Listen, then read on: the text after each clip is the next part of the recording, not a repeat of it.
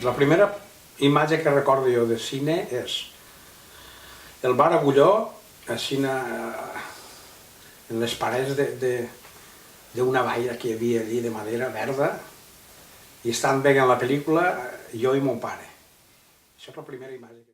Un primer contacte amb el cine també és de la mà d'algú, de la mà de mon pare, que era molt aficionat al cine i que anava molt, sobretot al Moderno, però bueno, qualsevol, al Teatro Circo, al Condado ja. Sí, és així. No hi ha cine perquè no hi ha espectadors. És que no n'hi ha d'espectadors.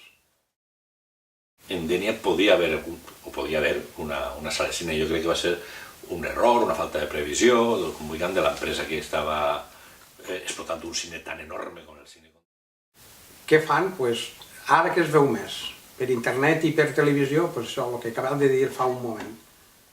En grans sèries... Sí, evidentment, ja dic que el futur del cine, del consum de cine, està en la televisió i en internet i en aquestes xarxes. La gran època del cine, per a mi, és des que comença el sonor fins els primers 5 anys dels anys 60. Jo també coincidís, l'etapa dels anys 30, 40, 50 és l'etapa de gran esplendor del cine. Blanc i negre o color, segons per a la classe de pel·lícula que sigui. Dic que és una opció estètica. El director optarà, diu, bueno, aquesta pel·lícula jo crec que li va el blanc i negre, el cine negre sempre em dic que li va el blanc i negre, i és cert, o sigui. Repeteix, jo soc del cine clàssic. Evidentment, en el cine clàssic es troba tot. En els últims anys hi ha grans directors també, no anem a negar-ho, i grans. Per a mi són la primera, és el Ciudadano Kane, d'Orson Welles. Després tinc el Casablanca, que per a mi és Casablanca, el Cigarretti.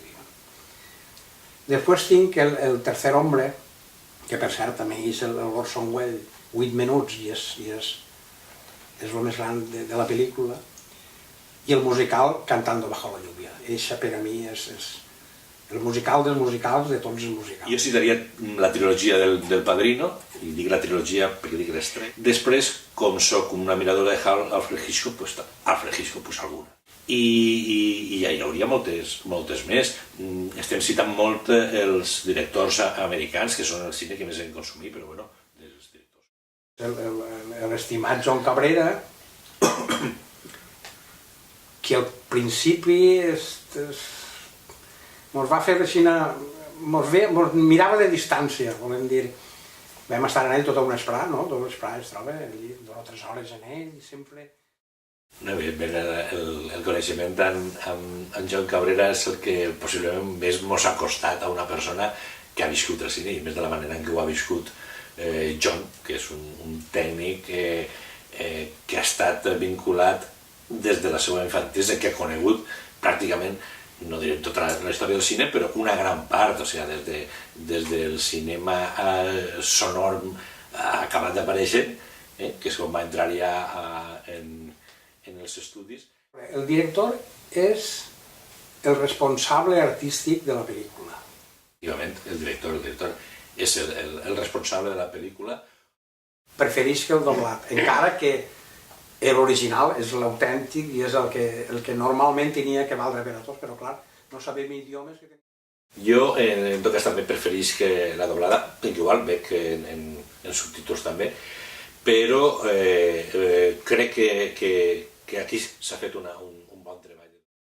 N'hi ha una pel·lícula que es diu Ay Carmela, que ell és eixe, com li diuen? Pajares, que eixe tio... Jo l'he vist en totes les pel·lícules aquelles, ja no val res. Sin embargo, en Ay Carmela fa un paper que dius, això què és, este tio? I lo normal és que dius, bueno, a partir d'ara sí que farà bon cine. No, va continuar fent lo mateix. Vull dir que en aquest moment, aquest director sí que li va traure el suc al Pajares. Per tant, Los Santos Inocentes és un exemple de que el director, uns actors, i un guió, un fotògraf, etc., en estat de gràcia, poden fer una pel·lícula magnífica. Ara n'hi ha 3 que aquests que només toquen. És el Fellini, Federico Fellini, i el segon que tinc és Orson Welles. No vull dir res perquè és el geni, en castellà és un genio, el genio del cine és Orson Welles. I l'altre és un de segon, diguem de sèrie B, que és Robert Siodmak. Era l'amo del cine negre. Alfred Hitchcock, que és per a mi el gran manipulador de les emocions, sap.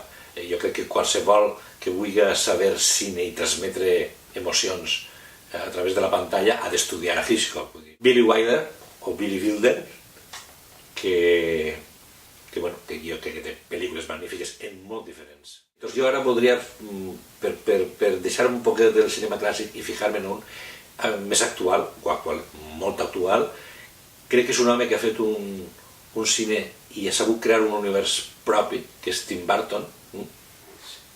Jo tinc a Charles Lawton, Montgomery Clift i Pepe Isbert. Actrius, no sé, actrius jo en tinc una que és la Mare de Déu, que és Gloria Graham. És una actriu que va fer poca cosa. Després tinc a Sofia Loren, per part europea. I això no cal dir pel·lícules perquè n'ha fet 300. I una francesa, Anouk Aimée, un hombre i una mujer. Charles Lawton seria un, Marlon Brando per la seva presència. Destacaria també Cary Grant. Cary Grant és un home, Marilyn Monroe o James Dean. Són mites del cine, ja no són actors o actrius, han anat més enllà, han superat aquesta barrera, no per grans interpretacions, sinó per moltes coses, perquè han connectat amb les generacions, etc. I són mites i icones del segle XX i de la seva època.